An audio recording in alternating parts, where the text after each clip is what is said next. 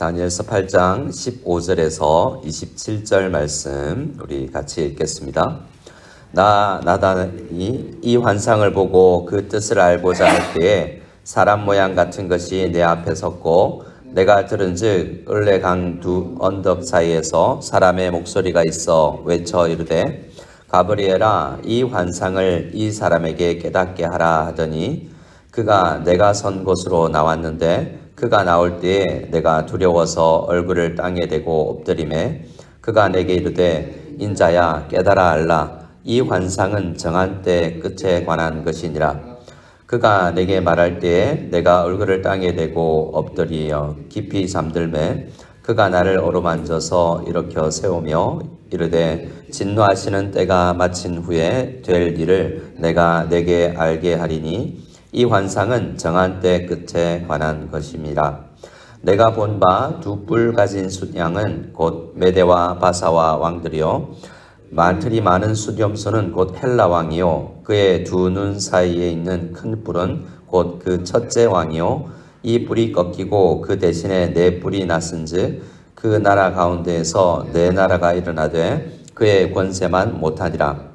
이 네 나라 마지막 때에 반역자들이 가득할 즈음에 한 왕이 일어나리니 그 얼굴은 뻔뻔하며 속임수에 능하며 그 권세가 강할 것이나 자기의 힘으로 말미암은 것이 아니며 그가 장차 놀랍게 파괴 행위를 하고 자의로 행하여 형통하며 강한 자들과 거룩한 백성을 멸하리라.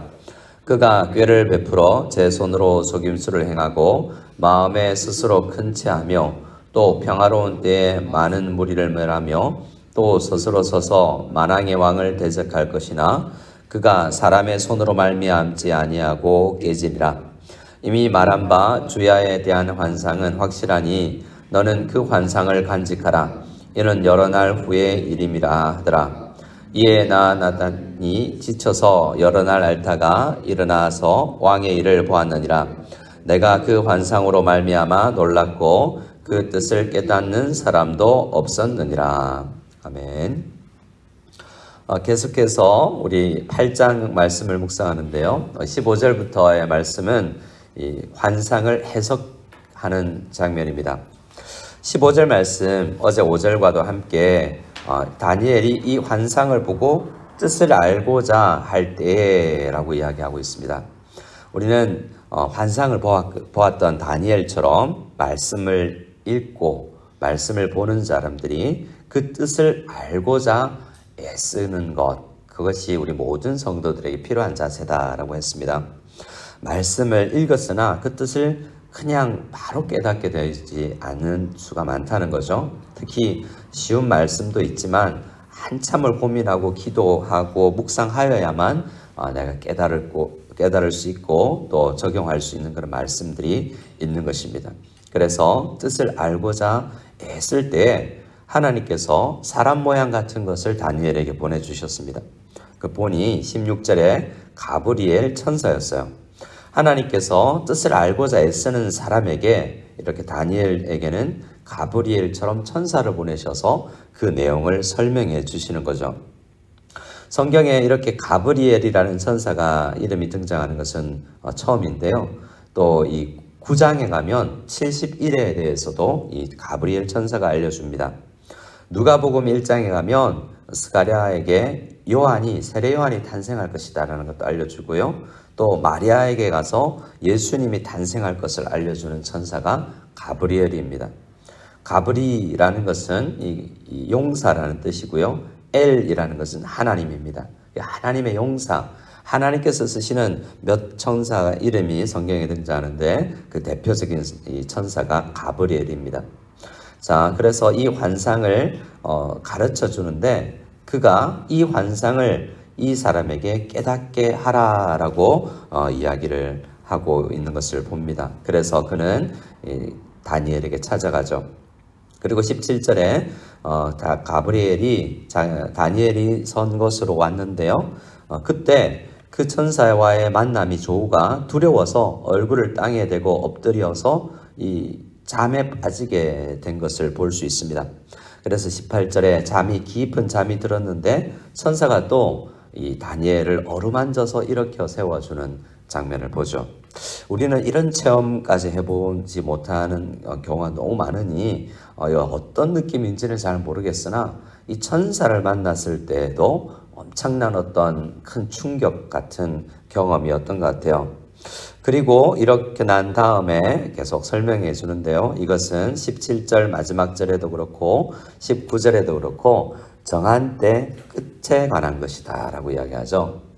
그래서 이 내용은 이 다니엘서 8장의 예언은 쭉 읽어보면 곧 올 메데바사 그리고 헬라에 대한 로마에 대한 이야기일 수 있지만 그러나 모든 시대에 걸쳐서 예수께서 오시기 전에 성도들이 경험하게 되는 어떤 반복되는 자주는 아닐지라도 반복되는 어떤 일에 대한 설명이기도 한 것입니다.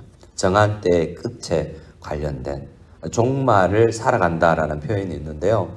마지막 때 예수님께서 오실 때가 종말이라고도 하지만 예수님께서 승천하시고 다시 오실 모든 시대를 우리는 종말의 시대라고도 하는 것입니다.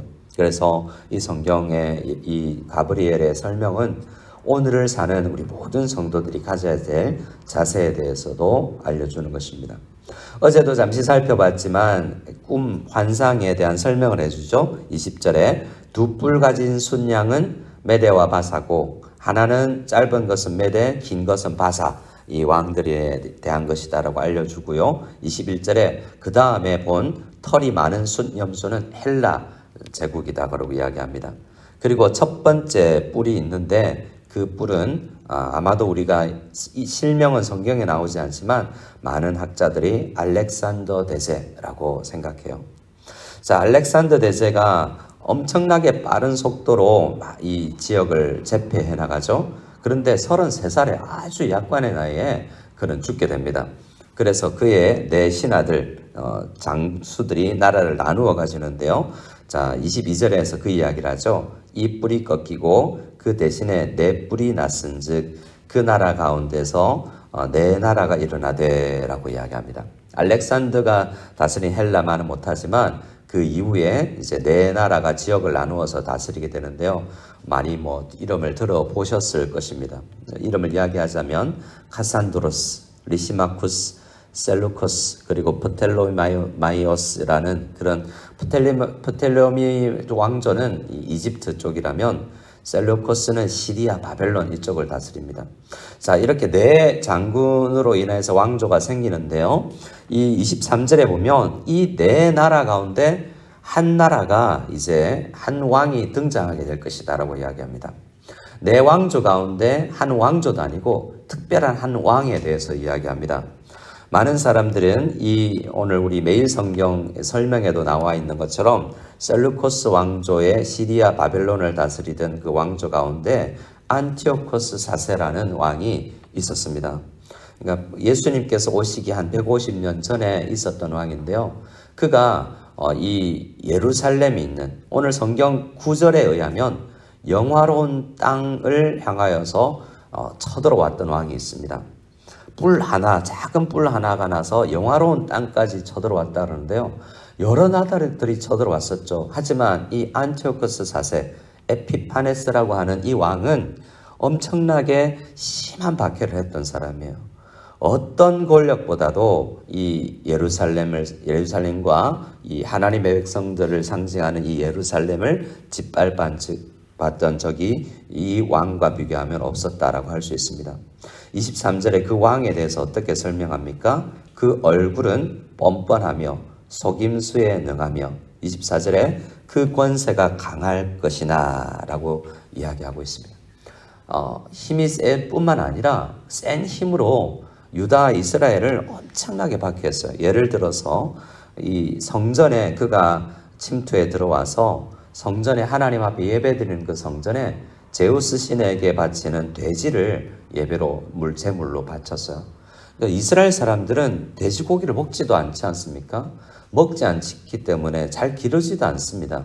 그런데 돼지를 성전 제물로 바칠 정도로 아주 성전을 하나님을 강하게 대적했던 왕이 에피파네스입니다. 그래서 에피파네스라는 말은 어떤 신의 현현이라는 뜻인데요. 이스라엘 사람들은 에피마네스라고 그를 불렀어요.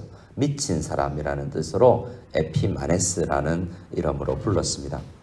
자, 그가 어떤 사람인가 오늘 성경에 분명히 드러내주고 있습니다.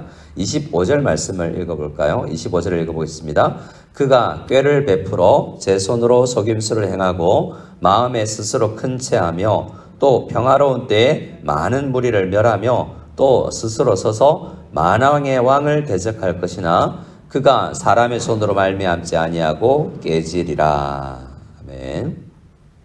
여기 25절에서 한 문장은요, 만왕의 왕을 대적한 사람이라는 거예요. 만왕의 왕. 누구를 이야기하겠습니까? 우리 하나님이 아니겠습니까? 즉 가브리엘, 이 용사를, 하나님 용사를 보내는 만왕의 왕을 대적했던 거예요. 그냥 이 정복을 하고 나라를 세우려고 한 게 아니라 속으로 이 신적인 어떤 대적점을 가졌던 왕이 이 에피파네스라고 불렸던 안티오코스 4세라는 것입니다. 그것에 대해서 예언하고 있는 거죠. 또 그 상황을 11절에는 어떻게 이야기했냐면 이 왕이 스스로 높아져서 군대의 주제를 대적하고 라고 되어 있죠. 똑같은 말입니다. 앞에 그 환상을 본 내용이고 이것은 설명을 하기 때문에 하나님을 11절에는 군대의 주제라고 말씀하고 있고 25절에는 만왕의 왕을 이야기하고 있습니다. 자, 오늘 본문은 뭘 이야기합니까? 여러 나라가 있을 것이고 우리는 중국 땅의 한 시대를 살고 있고 우리나라에도 수없는 시대가 왕조가 또 통치자들이 있었지만 하나님을 적극적으로 대적하는 이 사람들은 이 잠시 그들의 스스로 서서 다니는 것을 허락하시지만 몇 단어를 보면 12절이나 24절을 보면 그가 자의로 행하여 형통하는 것처럼 보이지만 하나님이 가만 안 둔다라는 거예요. 어떻게 해요? 25절 마지막에 그가 사람의 손으로 말미암지 아니하고 깨지리라 라고 이야기하죠. 하나님께서 이런 존재들은 가만두지 않는다라는 것입니다. 성경을 보면 이런 시대가 마태복음 24장에 보면 예수님께서 다니엘 선지자가 말한 바 멸망에 가증한 것이 거룩한 게 선 것을 보게 될 것이라고 이야기하죠. 예수님 입장에서는 이 에피파네스에는 과거의 일인데 그런 일이 또 있을 것이라고 마태복음 24장 15절에 이야기합니다. 다니엘이 말한 거 그거 안티오코스 4세로 끝난 거 아니야. 또 올 거야. 실제로 AD 70년에 예루살렘이 멸망할 때 옵니다. 그런데 그건 이제는 안 옵니까? 또 온다는 거예요. 사도행전 12장에 보면 헤롯 왕이라는 사람이 야고보를 죽이고 베드로까지 죽이려고 하는 일들이 교회를 심하게 핍박하는 일들이 있었습니다. 사도행전 12장에 그 헤롯은 어떻게 됩니까? 헤롯이 영광을 하나님께로 돌리지 아니하므로 주의 사자가 고치니 벌레에게 먹혀 죽으니라라고 이야기하죠. 적극적으로 대적하는 하나님을 대적하는 사람들이 이렇게 직접적인 하나님의 심판을 받더라는 겁니다. 두려운 일이죠. 그리고 26절에 다니엘에게 그 천사가 말합니다. 너는 그 환상을 간직하라. 오늘 8장에서 대두되는 것은 말씀을 깨닫기 위해서 애쓰고 노력하고 그랬더니 하나님께서 뜻을 깨닫게 하시는데 그 이후에는 말씀을 간직하라라고 이야기합니다. 그래서 우리는 말씀을 읽고 묵상하고 암송하고 이해하려고 애쓰고 말씀을 따라 살려고 애써야 되죠. 그 가운데 어떤 마음을 가져야 되겠습니까? 하나님이 두렵구나. 하나님을 대적할 뿐이 아니라 하나님께 영광을 돌려야 될 마땅하는구나 라는 것을 생각할 필요가 있습니다. 27절에 이 환상이 얼마나 힘들고 어려웠던지 이 말씀을 듣는 것만으로도 지쳐서 여러 날을 알아누웠다라고 이야기합니다. 그리고 한참 지나서 일어나서 이제 업무에 복귀했다. 왕의 일을 보았다라고 이야기하죠. 그 환상으로 말미암아 놀랐습니다. 한 사람이 그 말씀을 깨닫고 이제 성경에 적어서 우리가 알게 되었는데요. 우리에게 알려주는 그 자세를 우리가 살아가기를 원합니다. 이 세상은 우리를 두렵게 하지만 만왕의 왕, 군대의 주제께서 더 크신 분이고 그분이 다스리신다는 분명한 믿음을 가지고 우리 하루하루를 잘 성실하게 살아가기를 원합니다. 이 아침에 함께 말씀을 붙들고 하나님 대적하는 사람이 아니라 하나님께 예배하는 사람 되게 하옵소서. 멸망받는 것이 아니라 깨어지는 것이 아니라 세워지는 사람이 되게 하여 주시옵소서. 간절히 주님 앞에 기도하며 나가기를 원합니다.